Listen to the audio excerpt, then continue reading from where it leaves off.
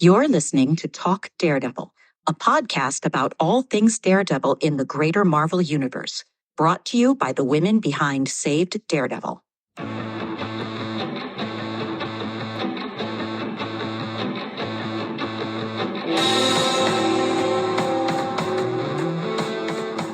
Hi, everybody, and welcome to another episode of Talk Daredevil. I'm Kristina, and with me today are Christine and Rhiannon. And we're here today because it seems like this past month we got a whole lot of stuff going on regarding Daredevil Born Again. And we just wanted to kind of break it all down, talk about our feelings about it, separate what's the rumor and what's been confirmed, and just take a look at what this might mean for Daredevil Born Again. So the first big thing that happened, of course, was that Echo. Echo was released. And all of us have finished the show. And I believe, did you watch it twice? I sort of watched it twice. I mean, it played through twice because I wanted it to show up in the numbers for Disney Plus and Hulu. Smart. So like the second time I didn't watch it closely, but I had it on. I watched it twice too, and I think I actually watched it more closely the second time because the first time I did it in one sitting, which was kind of crazy. I got up early in the morning. I'm in Europe, so I got up early in the morning, started watching at like 6 in the morning, and then I had a dentist appointment at 10. So I wasn't going to go into work before going to the dentist. So it's like, okay, this is perfect. So with like 15 minutes to spare, I finished watching it. So it was really... it held my attention the whole time, and it was fun watching it. But of course, I have to go back and like double check everything, and that was really good. And even before Echo came out, there was a lot of like the buzz. I think first with when the trailer came out, I mean, a while back, and everyone was like, "Wow, this actually looks really, really good." Because I think a lot of people were kind of worried, and then we started getting these promos, and I mean, one of the promo sequences too had Wilson Fisk footage from season 1 in one of the promos, and of course that had everybody talking too. So I think for our listeners, let's clarify, are we going to share spoilers here, or are we going to talk about this in a non-spoiler way? I suggest that we will, I think, put out a bit of a warning for spoilers when it comes to episode 1. Episode 1 of Echo will be discussed openly. The rest of the show, we will just be very vague in general. Cool. And we'll put in the show notes where are any spoilers even for that episode, and then that will help. If anybody hasn't watched that first episode, go watch the first episode, guys. If you're listening to this, you've probably watched at least the first episode of Echo. But if you were a fan of the original Netflix series, watch this. It's got those vibes. Not exactly. And I'm not going to say that the show was perfect because I don't think it was, but I say easily this is the best original TV show that Marvel Studios has put out. Easily. That's in my humble opinion. Yeah, I agree. Yeah, I think it wasn't trying to be anything else, and therefore it could be something original. Yeah. And I would also, for those of you who haven't watched Echo, I'm one of those nerds that on my second watch actually measured how long it was. And so I can tell you, if you're worried about like, oh no, I'm going to waste, such and such amount of hours of my life, don't worry. The entire show, it's just under 3 hours. So it's more like there are movies in movie theaters that are that length.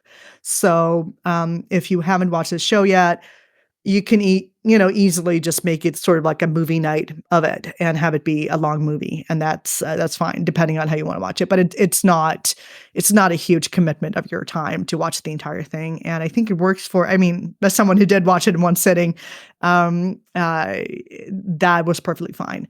So, but yeah, I mean, we can talk in sort of generalities, but I think the first episode, if you haven't watched it, you can stay tuned if you don't mind spoilers. So, and of course, the big thing about the first episode is, and I think everybody knows this, Daredevil's in it for about 2 minutes. So don't This is not an extended guest star role here. This is a cameo, definitely a cameo. It's part of I want to say 6-minute one take fight scene. I timed it. It was like 3 minutes, 58 seconds. Christine, I can't believe you didn't time that one. It was not a 6-minute scene. No. Yeah. Yeah. Like I went back and timed it because I was like, that did not feel, because somebody had said something about there being a 6-minute oneer. And it's not a one, and it's not a 6-minute scene. We obviously measure things on this team. As you can tell, we're very meticulous. We take everything very seriously. So I mean, if it is 6 minutes, somebody started their timer in like dialogue 2 minutes earlier. And maybe, but no. Yeah. Yeah. We pay very close attention to metrics here. And I mean, of course, we don't know how much. It's clear that, and we know this from news reports too, that this show has undergone a number of iterations and it's changed. And it may have, I think when they first started talking about Echo, it was kind of hinted at that Daredevil would play a bigger part in it. And I think maybe some people didn't actually follow the news that came out after that. But it seemed like I personally was going into it with a clear view that it was going to be basically a cameo appearance and not much else. And I don't necessarily mind that. And I think the show it was honestly not knowing what to expect was like the best thing I could do going into this. Like I was very open-minded to what it was going to be. It was like, okay, I honestly, I enjoyed not knowing much about where it was going and what was going to happen and what her journey was going to look like and stuff. So go into it expecting nothing and you will probably, come out of it with having been through a good viewing experience. So, but the Daredevil scene, I liked it. It wasn't like a perfect fight scene from Daredevil at all, but it was still an enjoyable scene. And I think it was staged in such a way that, I mean, it was kind of like it came out to a draw between the two characters in a way. Like Daredevil wasn't there to hurt her, so she maybe wanted to hurt him. But I mean, it was kind of, he did his thing. She had already ruined what he was there to do. So there's, some fighting, some fisticuffs, some kicking and jumping, and he prevents her from getting to him, and then he just kind of leaves the scene. And I think that was probably a good choice to have it play out that way. But I don't know. What do you guys think? Yeah, I thought it was just a little clumsy at the end, the way it was just, and now he's gone. I don't know. Maybe they could have had something like police sirens or something to explain why he would just take off at that moment. I agree that it couldn't end with him beating the crap out of her, and it couldn't end with her beating the crap out of him. It wouldn't have made story sense. But just him going, okay, I'm out, was just, it felt a little clumsy. And I don't know how they could have handled that better, but it did make me kind of wrinkle my nose a little bit, the ending of that. Yeah, the whole I did not enjoy. I mean, like I've said episode 1 of Echo is my least favorite episode of the whole series. I felt like that fight was trying to be something, and they were trying to make it a major moment. I felt like the Daredevil presence during that scene, I felt like it was a little bit forced and a little bit, I don't know, it just felt out of place. To have him in his red costume when you had so much grounded throughout the whole rest of the series. It was a little bit out of it for me, but they brought me back in. Like after that scene, it ended up having purpose. Yeah, I mean, like it would be weird for Daredevil not to even be referenced. There's very little to it, but it had purpose. Like later he's like, oh, I've never seen anybody hold up to him that well, which I think like it gave enough. There was purpose for the brief little cameo. It was cool to see him there. It was cool to have that aspect in it. So there's several moments in the show where like the moment itself, I'm like, oh, really? They're going to do that? But like it paid off and it had purpose, and they made it they made it have, like a reason to be there. And I really appreciated that. But Christina, it was funny. You said that like you went into it like not knowing what you were going into, I felt like I had a lot of preview of what I was going into, not just from the advertisements. Like I knew from the lack of Maya and the advertisements that that the trailers and everything, like they were very Kingpin focused. I knew we were going to get something different from that, but I feel like, and I think this is our next topic that we were going to talk about anyways, was the promotion that they did for this. Like, it's more than I've seen from Marvel for a lot of things recently. The work that they did with the Choctaw Nation and a lot of the stuff that came out about that. I mean, I probably was following it a little closer than most because I actually work with somebody that's a member of the Choctaw Nation, and like she had friends on the show, and it was just very cool to like to talk to her about it. But I felt like I went into it sort of knowing a little bit about what I was getting into because they did some really different stuff in the promotions and in the hype leading up to this show. Speaking of the promotion of the show, do you feel that it accurately portrayed what we were going to get? Because I mean, there was the amount of promotion, I think, once they actually started promoting this show hard was pretty impressive. But I saw some people online who were saying, even people who watched the show and enjoyed it, were saying like, yes, I did enjoy it, but it wasn't what I thought it was going to be. Just judging from like they had expectations based on what they'd seen of these like promos and the trailers and sort of like the balance of the show, the amount of violence that it was going to have. They thought it was going to be more violent. And I can sort of see where they're coming from. What's your take on that? I felt like there were a couple of different trailers and teasers that were out. And I mean, clearly with the Kingpin heavy one, they were reaching out to the OG fans. They were reaching out to the people who have been saying, can you please do some more mature television? That's that's what we want. They were definitely going in that direction. There was another one though that showed more of and it was just flashes. It wasn't very heavy, but they did lean into her heritage in some of those other trailers. I did see like people saying I was going into thinking it was going to be a revenge story set in New York City, and it was a story in Oklahoma, and they were kind of surprised by that. So I can see where people are coming from, that it was, I think, in Marvel's kind of your real passion to try to get those viewers back and get them watching the show. Like, you're going to like it. You're going to like it. Look what we're doing. I think that they leaned more on that and less on actual echo. Yeah, I think they didn't know how to advertise Maya. I think they didn't know, and that's been actually my worry, like since this project was mentioned. I was like, what are the trailers for it going to be? Are they, what are they going to be her? Like, are they going to have subtitles in a trailer where she's signing, or like how are they going to portray this? And on one hand, it was really cool. Like they didn't focus on her being a deaf character at all in the advertising of this. But on the other hand, because they didn't, I was like, I know there are people that are going to go into this and they're expecting a Kingpin show, and they're going to get a show about this deaf Native American, and it's going to be far, far from what they were expecting. So I feel like their advertisement set people up to feel like it was a bait and switch very much. But I also feel like they delivered a really good Kingpin story as well. For people that did sit through it and did take the time to see the whole story, I think this was a fantastic Kingpin story and a fantastic arc for his character that was consistent with who he was in the Daredevil universe. And they delivered on that more than I expected.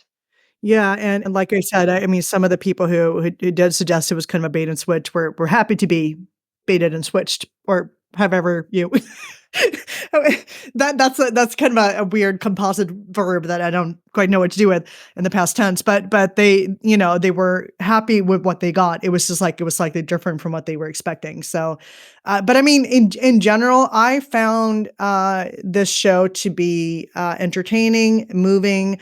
I loved all the side characters. I loved, what's his name? Biscuit. I mean, for a show that's both very serious and violent and very, very grounded, it also had actual kind of comic relief characters that weren't silly. They were the kind of comic relief characters we all have in our real life. I hope to be a comic relief character in my friend's life, but, get people laughing and, that kind of thing. So it felt very just kind of a natural, like, hey, this is a group of people. This is like her world. These are the people that, she's related to, that she's friends with. And it felt like a very just sort of, well-balanced cast, I thought, and I really enjoyed it. And I also found the, kind of the whole like going back to your roots thing very moving. And even on a kind of personal level, which may sound weird, like I'm not Native American, I'm not any kind of American. I'm just like this random woman in Sweden, but I'm a hobby genealogist, which people who do genealogy have been described as the kind of people who like to annoy the living and disturb the dead, which is a very apt description. And I try not to actually bother the people around me with this stuff, including my own relatives who couldn't care less. But I've always had a very sort of profound sense of gratitude to the people who came before me and who lived through hard times and long winters and endured things far away from a modern life, and who, just so that I could be born in this, spectacular moment. So I can I get this sense of feeling like a connection to the past in a very real sense. And of course, Maya doesn't actually experience that. She kind of rediscovers that. And the setting is, of course, very different. The culture is, of course, very different, but as a basic, just sort of human universal of finding your roots and finding comfort in your roots. I found that very moving. And I really enjoyed that aspect of it. Now, you had said connecting to your roots and going to the past. That kind of segues into the next thing we wanted to talk about, which is the Defendersverse has been added to the official MCU timeline on Disney Plus.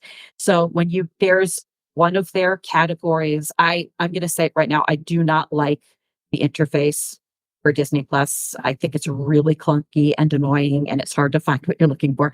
But there is a category, we'll say MCU timeline, and the Defendersverse shows are in there.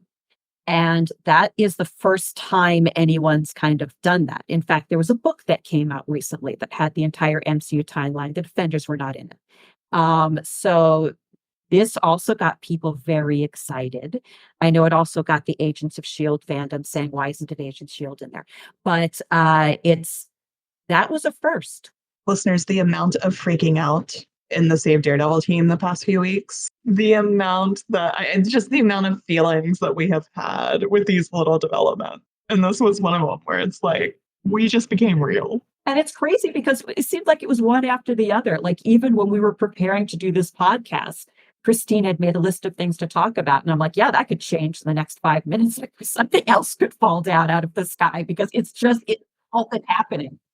But speaking of the timeline, do you, Christina, do you remember where it is in relation to the rest of the MCU? Because I've only heard of this timeline. I haven't actually looked at it myself. I looked at it and it's weird. So, I mean, the important part is Daredevil. We know that Daredevil season 1 happens very soon after the Avengers because they reference the events of the Avengers. So it shows up in that timeline very early there. And then for some reason, there's a gap, I think, before Luke Cage. Like they throw some movies, but Luke Cage also has a lot of MCU references in it. So I'm sure there was something referenced in Luke Cage that had to happen in a movie before that one came out. And then I think they just don't matter as much. I don't remember if they're not spread out or if they're just sort of arbitrarily. After that, it seems like they look at how much time passed in the Defenders universe. And they looked at how much time passed in the MCU universe, in the movie universe, and just sort of kept them on the same scale. So I don't think there's as much about references or interconnectivity. From the beginning, it's been that the Defenders shows maybe referenced stuff in the movies, but the movies never referenced anything from the shows. So I think they just sort of looked at the timelines and the amount of time that passed, like how much passed before Daredevil season 3, and where would that put it in the grander universe? That makes sense. And also, before we leave Echo entirely, we should probably also mention some of the timeline in Echo. Of course, the scene where Echo fights Daredevil takes place between the snap and the blip, because this is another important thing to kind of nail down. The in-universe timeline for the snap was that happened in 2018, and then the blip, I think, is in, gosh, I had this written down somewhere. 2023. It was 5 2023, years. right, right. Yeah.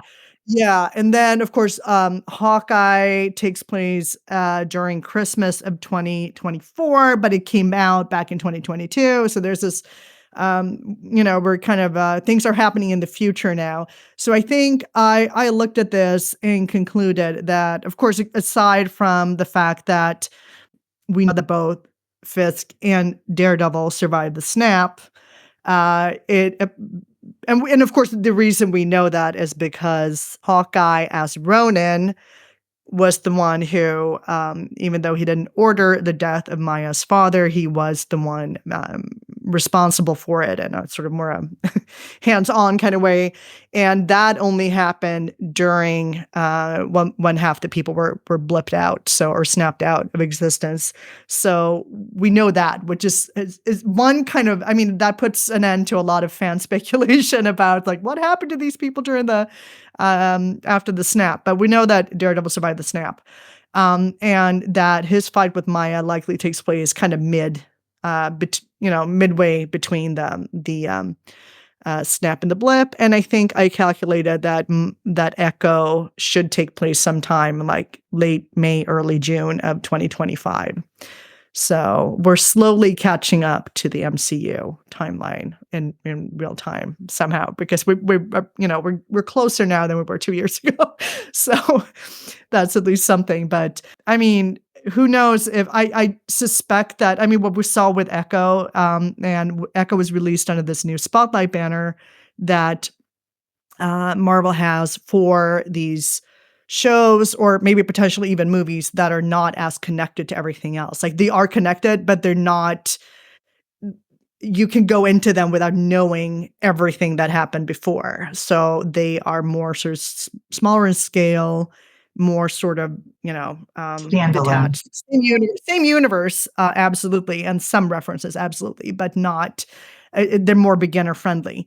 And I think as a consequence of that, or at least partly that, there's no actual mention of the snap or the blip in Echo, and I would assume that it would maybe be the same for Daredevil Born Again, aside from maybe something vague. Who knows? Yeah. I think I just want to touch on the interconnectivity and just sort of really quick circle back to the advertising. Like, while these shows aren't referencing, like they're not connected to the movies, like maybe WandaVision or, some of the Hawkeye and stuff, but the advertisement, they had an advertisement for this show that had the Daredevil banner on it, that had clips from the original Daredevil. Did we talk about that? No, you didn't mention the banner. Yeah, I mean, but that interconnectivity, like, yeah, I mean, maybe you don't need to watch Daredevil to understand what happened, but for those that have, they were very clear that it was going to be connected. And the ratings and the trending and everything that we're seeing is that it's definitely leading people to watch Daredevil, which is pretty cool. Which is fantastic, and welcome. I'm almost jealous for people who are like experiencing Daredevil for the first time, because it's such an experience. And, every time I see a post where it's, holy crap, this show is so good, I'm like, it just brings it all back. And speaking of connections to our beloved show, there is a rumor right now. These rumors have not been confirmed, they have not been denied, but there are rumors that the new showrunner completely reworked the pilot and asked Eldon Henson and Deborah Ann Woll to come back as Foggy and Karen.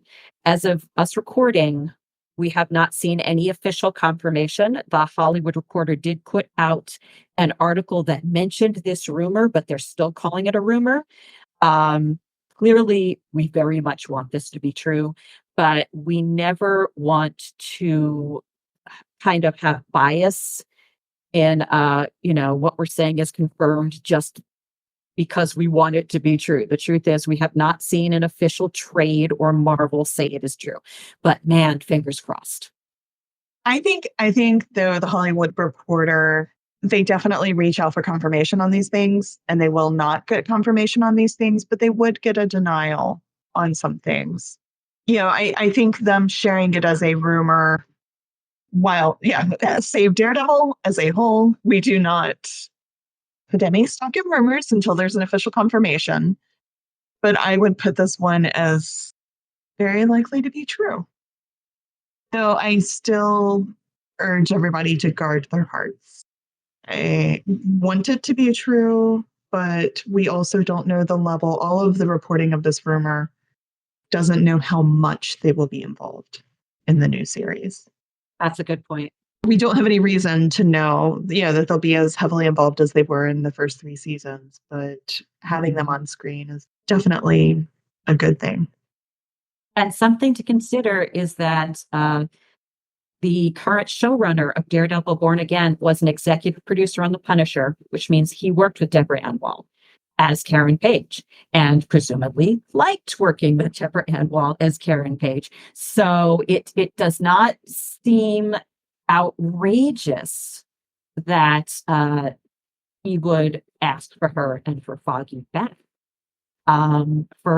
From everything we're hearing from interviews with Vincent D'Onofrio, from kind of murmurs that are going on, is that one of the major problems with the original Daredevil Born Again that got scrapped was people said this is not like the original show enough.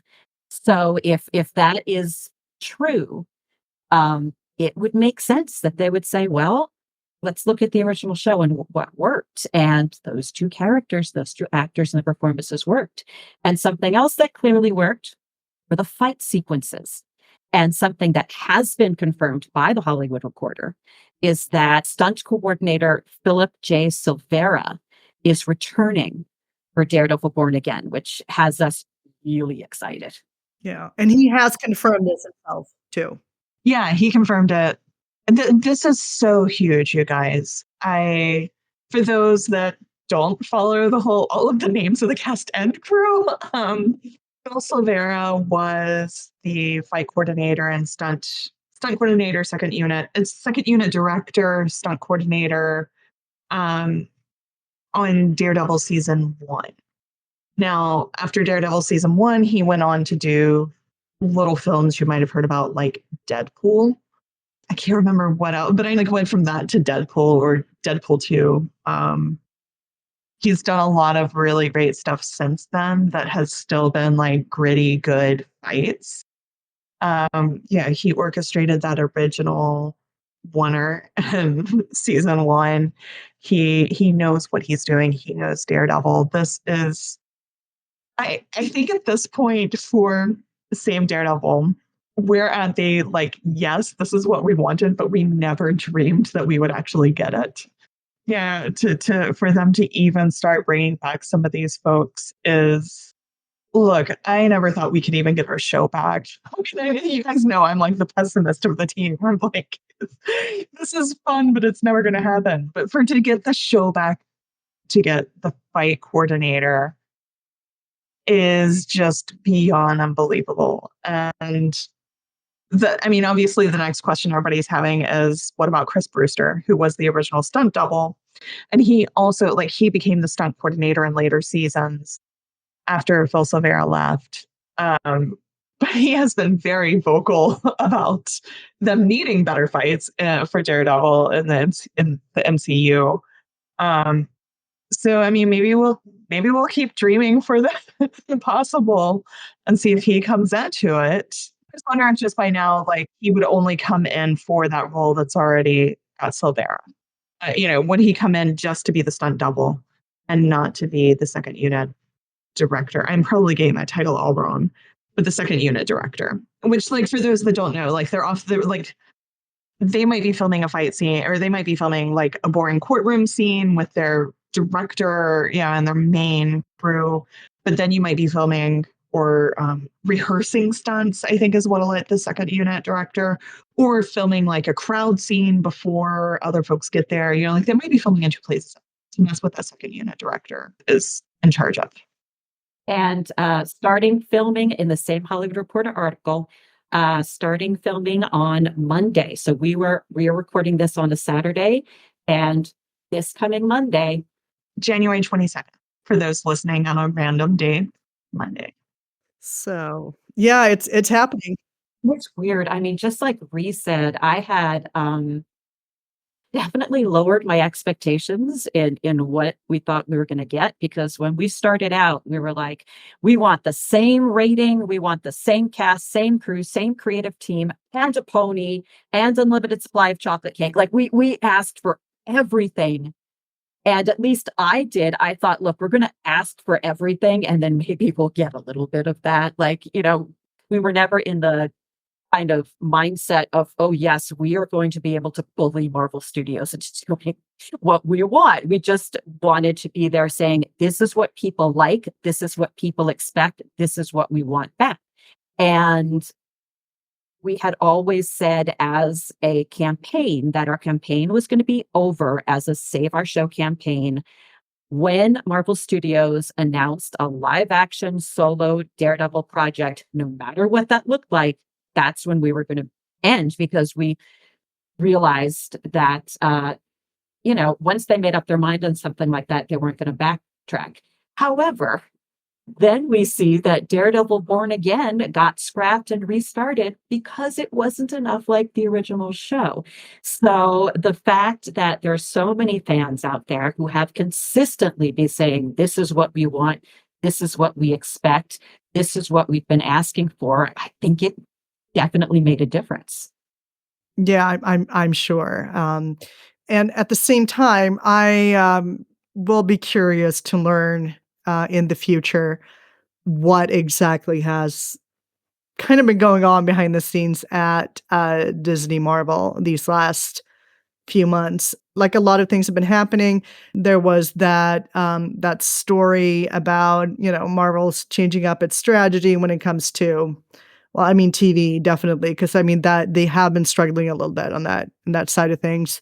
The thing with Echo, the Spotlight banner, I mean, it's also kind of interesting how events around us that have been beyond not only our control, but beyond the control of even very powerful movie studios, such as, number one, the pandemic, and how that kind of played into the timing of what happened after Daredevil was canceled. The strike recently last year, how that may have been, kind of a pause button for certain other aspects of kind of the industry and in terms of what Marvel's been doing, and maybe giving them time to think. I mean, we won't know. This is just really pure speculation, but it feels like things have shifted around a bit. And in terms of what they filmed of the show that they were going to make, from what I read, I think it was they had 9 finished episodes, and now what we're hearing, which is what one of you guys mentioned before, they are reshooting the pilot, and then I think the 9 episodes are being cut down to 6, which I think will either, I don't know if those are going to be 6 consecutive episodes, or if it's just going to be the equivalent of 6 episodes that's going to be filling out the 9, and then they're going to film additional scenes for those. We don't really know.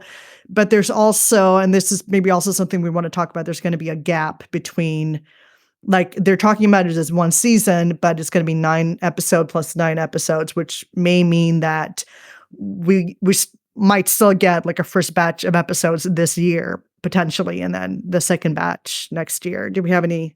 Yeah, I don't think we've heard anything on timelines yet. There was something that hinted that it wouldn't debut until 2025, though obviously it would be great to have it earlier. And there was a quote from Vincent D'Onofrio this week about the episode count keeps changing. Like, things are very much changing, and there were some rumors yesterday that, like, because of Echo's success, they're trying to find more opportunities for her. So I imagine that might be part of it as well. But and we had started hearing this before the strike, was that while it's 18 episodes, it's going to be more like 2 9-episode seasons. And I don't remember where I think there was a very calculated reason for that. That like they wanted those first 9 episodes to have time to sit and people to catch up and to see what sort of traction it should gain, and then release the second half. Or maybe they're tying in with major stuff. Maybe they're going to, while they're going to be the spotlight banner. I assume Daredevil's going to be the spotlight banner. I think that, I don't know if that's ever been actually confirmed, but we've been assuming that's the case. If it's the spotlight banner, maybe it's not necessarily that stuff in the MCU has to happen, but maybe they want to time it. There's been rumors that these characters will show up in Spider-Man, which just, yes, I know we got Matt Murdock in the last Spider-Man, but just every single piece of news these days just blows my mind. Well, can I slip in a Spider-Man rumor there too? This has not been confirmed. This is just a rumor that's going on. But the rumor is that Marvel Studios asked Drew Goddard to direct Spider-Man 4. And if that happens, my head will explode, because Drew Goddard, if you don't know, created the Daredevil show. He was originally supposed to showrun it as well, and then some kind of conflict came up with another project, but he wrote the first 2 episodes. And Stephen DeKnight has said after he read those, he was like, oh my God, I'm in. He was so impressed with the first 2 episodes. So that would be amazing if that turns out to be true. So all of that. So anyways, there's the 2 9-episode series. And that's what, maybe they're waiting for that second. Maybe they're trying to have it lead directly up to Spider-Man. I mean, who knows what they're doing, but I think we should be prepared for episode counts to change and for there to be some sort of gap between the first release and the second. I think those rumors have been around long enough. And at this point, all of the changes have been for the better. So if we ended up with 17 episodes instead of 18,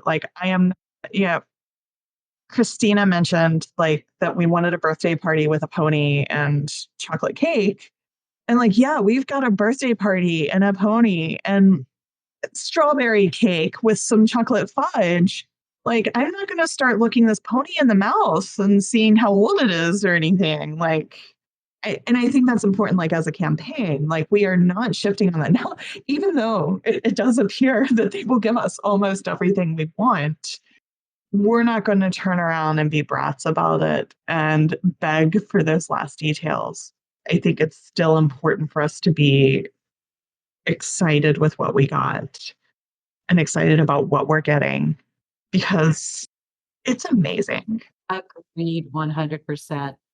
And, regarding the breaking up the season, I'm thinking about, there were a few seasons of Agents of S.H.I.E.L.D. I want to say starting maybe with the 2nd season and going through maybe the 4th, where they had a season, but then they broke those seasons up into plots. They didn't do that till seasons 4 or 5. Did they? Okay, I can't remember when at some point the seasons got shorter and they stopped doing that. But they did. So they had, the Ghost Rider pod, or they had the Fallen Agent pod. And so it could be that maybe they're going to do that. I don't know. No, that pod model was also, I think, really great. Sometimes these long running seasons, you have a B plot that is just going and going, and you're wrap it up already. We know this person's the killer. You could have figured out the killer in 2 episodes, but here you're just dragging this plot along. And I think breaking up into those plots really does a great job of keeping that from happening. So I hope that's the approach they're taking. It just sounds like we have such an exciting year ahead of us. And to think that if this show does come out in 2025, it will have been 10 years since the release of the first season, which is kind of crazy. and like you're saying, it's just been, I mean, I know Rhiannon mentioned that you were skeptical, at the beginning of the campaign, this is never going to work. I think I too was one of the more skeptical ones. And then in the beginning, you just do it because like, hey, you're with a bunch of like new friends who all love the same show and are doing something fun together. So you start small and hopeful, but it's a long shot. And then to just have everything that's happened over these, past few years has just been it's been a roller coaster for sure, but it's been an exciting one, and we're beginning to see kind of the light at the end of the tunnel, but I hope to enjoy this year ahead, and hopefully we'll get like I don't know, I want a big showing at San Diego Comic-Con this summer, and I want Feige to walk on stage with the hat that we gave him. That's never going to happen. Anything could happen at this point, Kristina. Anything could happen. That would be just insane. Like, we could be on stage at Comic-Con at this point. I have no idea what the limit of how high we can dream. I mean, I'm not saying go out and command, but we can dream. Yeah, let's just say that we are perfectly willing to come on stage at Hall Age. Let's just leave it there, right there. But yeah, we're getting the birthday party with the ponies and the cake, and it's not just the team that's getting this. It's all Daredevil fans. It's the fans that have been with the show from the beginning, fans who were involved with the campaign, fans who had never heard of the campaign, fans who just recently came to Daredevil. We're all at that party, and I'm so excited about it. So if does anyone have anything else that they want to talk about before we wrap up? no, I mean, there's so much exciting stuff going on, but I think we've covered pretty much everything that we know or think we know or have heard. I mean, and who knows? Like, in the time it takes to edit and get this posted, we might get sparkles on our pony. It might start a rainbow or something at this point. I don't know. Hi, listeners. We are back. It is January 26th. And as it turns out, Rhi got a whole bunch of extra sparkles on her pony. Do you want to tell us about it, Rhiannon? I like my pony is extra sparkly, by the way. Daredevil started filming. And so we're going to just put up a spoiler warning that like these next two developments that weren't covered in the rest of the podcast, like these are extra spoilery. Like there is one that we cannot not talk about. I don't know how you're going to avoid it out in the world, but like it's very spoilery. So we're just going to talk about these two developments. So if you are not wanting to be spoiled, if you're wanting everything to be a nice little surprise whenever this comes out, go ahead and log off. We won't mind. Yeah. Those of you that stay, the first piece of news is less spoilery, but the thing that broke is that Wilson Bethel is back as Bullseye, which that was some sparkles.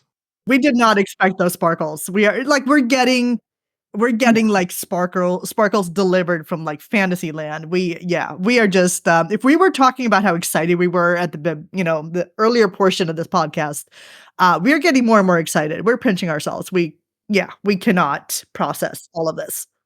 No, we can't. Our private chat where we prepare for these podcasts and stuff is just nothing but like us punching each other Over the internet. Yes.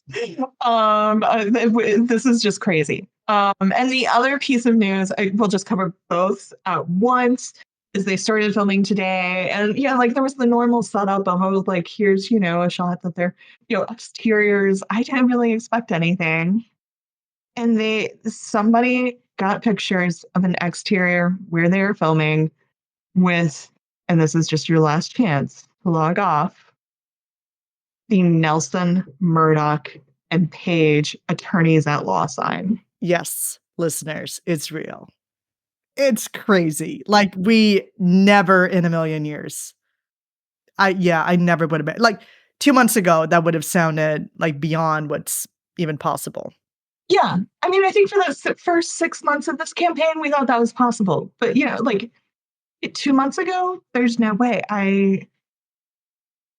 There's no way. And I mean, I know there are folks that never lost the faith of Nelson, Murdoch, and Page. I know there are folks that are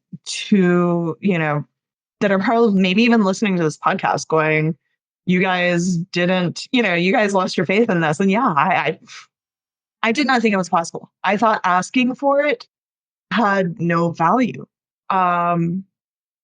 We're in shock. I cried a little. Yeah, I am in absolute shock that we are getting Nelson, Murdoch, and Paige. Yeah. And I mean, who knows what they're doing with this? But the fact that they are so clearly tying this back to the original show is very significant because we talked about this before, like what's the state, like how soft or hard is this particular reboot? You know, is it a reboot? Is it like we were always saying like, no, we're never going to get like a season 4 of the show. And we're not saying that that's what we're getting, but it looks like they are much more comfortable directly tying things back to the plot and the canon and whatever came before of the original show, in ways that just come much closer to being sort of a season 4 in a way, perhaps. I mean, much more so than we had ever expected. So who knows what they're doing, how this is going to be tied into everything, but just the fact that it's at least going to be some kind of basic, in some sense, continuation of something that we recognize I think is major. Agreed. We don't know. I mean, they will never call this a season 4. Just simply for anybody, just simply what they would have to pay certain people and like the union laws and stuff. Like after season 3 or something, like the agreements, like there's all kinds of payment stuff. So Disney has been critiqued for like renaming things slightly so they could get around those laws. So, or not laws, but agreements. Right. And I mean, I should say like, no, we are not getting a season 4 of the original show. That's yeah. not. But we're getting a continuation of some sort. Right. But I mean, like as reboots go, this one is a hell of a lot softer than I think we imagined. It's very soft. Yeah. From what we can determine. Yeah. Yeah, it's getting very squishy. Very, very.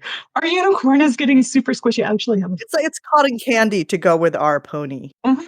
Yeah, it's the squishy cotton candy. But yeah, this is just super good news all around. As you can tell, we did not like mentally prepare for anything that happened today, including this podcast. So we're just like you're just witnessing us or listening to us in like a a very pure and authentic state of just. Yeah. Yeah, I don't know if it'll make the final cut, but I also podcast on the Marvel News Desk podcast and the Bethel News. So that's the podcast that I was recording when I found out that Daredevil was canceled. Mm. So there's like my immediate reaction, and then like they have my reaction of me getting the Bethel News. Like I totally didn't know that and was told on the podcast that he was involved, and so they got my raw shock on that. But that's the Nelson Murdoch and Paige sign. It's just so pretty. And it looks like they were filming in Hell's Kitchen, like actually filming in Hell's Kitchen. Yeah. Across the street from the exterior of Matt's church. Mm-hmm. And it also looks like it's just an updated version of the Nelson and Murdoch sign. Like, I mean, like design wise, and the material, and everything, and like the font and stuff. So, so it just feels like, yay, fan service. I don't care. Give us all the fan service. The whole show can just be shout outs to those previous 39 episodes and the Defenders. And I'm okay with that. Yeah. And a She-Hulk cameo. Mm-hmm. That if we get to have real wish lists now, what would your wish list be, Christine? Oh my gosh. In terms of characters and stuff, I enjoy being I want to be surprised. I want there to be some new characters. I want to be like, ooh, they got this one from the comics. I'm not sure I want to know too much, but I want like, I mean, just to take an example from season 3, where they had, all these original characters for the show that I think we all fell in love with. And so I don't really have a list. Like I do. I hope they nail the senses, but that's just me. I think that would be at the top of your wish list, is that the reboot is soft enough that they revisit his senses in a way that you are happier with. Yes. Even though I still think the show does better than, say, 80% of the comics. So I still will say that. Yeah. But, at this point, it's like we're just, yeah, anything can come true. So, but I think since I was I just finished editing. I'm the one who's editing this particular episode. I just finished editing Go for it. everything that we did before. And then, of course, we had Kristina with us. Then we don't. Now it's just me and Rhiannon. But I'm going to just tuck this at the end, and hopefully we'll have this out today. Before there's more news. Yeah, so we're just gonna do the outro, which is to say that you can celebrate with us across all forms of social media. We are Saved Daredevil on the platform formerly known as Twitter and on TikTok. We are Save Daredevil pretty much everywhere else, which would be Instagram, Facebook, YouTube, and yes, and also we have a website, of course, that's savedaredevil.com. So just Google us if you're listening to this, you know who we are and where to find us. But do come find us and tell us everything you're excited about. And we will try to be back with you soon. Bye, everyone. Thank you for listening to Talk Daredevil. For more information about Saved Daredevil, including links to our socials, please visit us at savedaredevil.com. Remember, Murdochs always get back up.